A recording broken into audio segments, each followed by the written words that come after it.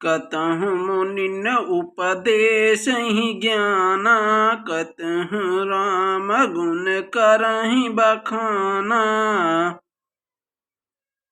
यद्यपि अकाम तदपि भगवान, भगत विरह दुख दुखित सुजाना।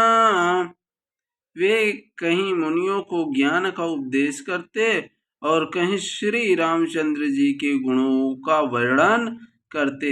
यद्यपि सुजान शिव जी निष्काम हैं, तो वे भी भगवान अपने भक्त सती के वियोग के दुख से दुखी हैं।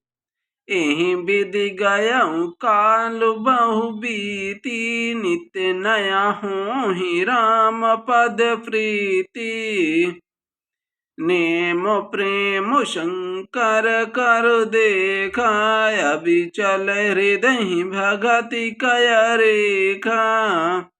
इस प्रकार बहुत समय बीत गया। श्री रामचंद्र जी के चरणों में नित्य नई प्रीत हो रही है। शिव जी के कठोर नियम, अनन्य प्रेम और उनके हृदय में भक्ति की अटल टेक को जब श्री रामचंद्र जी ने देखा,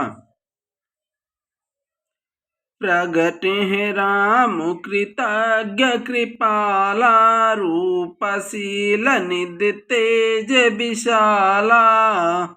बहु प्रकार शंकर ही सराहा, तुम बिनो यस व्रत को निर्वाहा। तब कृतज्ञ उपकार मानने वाले, कृपालु रूप और शील के भंडार, महान तेज पुण्य भगवान श्री रामचंद्र जी प्रकट हुए। उन्होंने बहुत तरह से शिव जी की सराहना की और कहा कि आप बिन ऐसा कठिन व्रत कौन निभा सकता है। बहुविधि राम शिव ही समुझावा, पार्वती कर जन्म सुनावा। अति पुनीत गिरिजा कय करनी, विस्तर सहित कृपा निधि बरनी।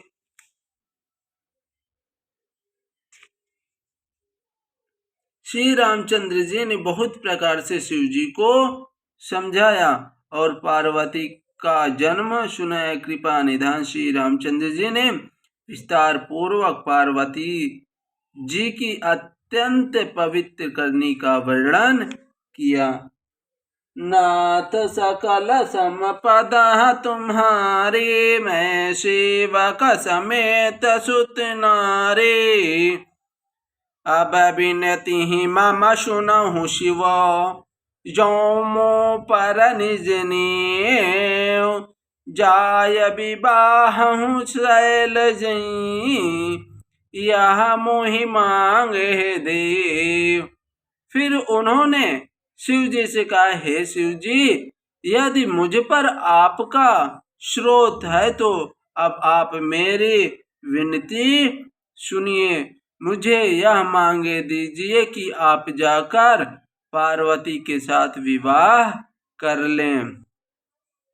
नाथ सकल संपदा तुम्हारे, मैं सेवक समेत सुत नारे।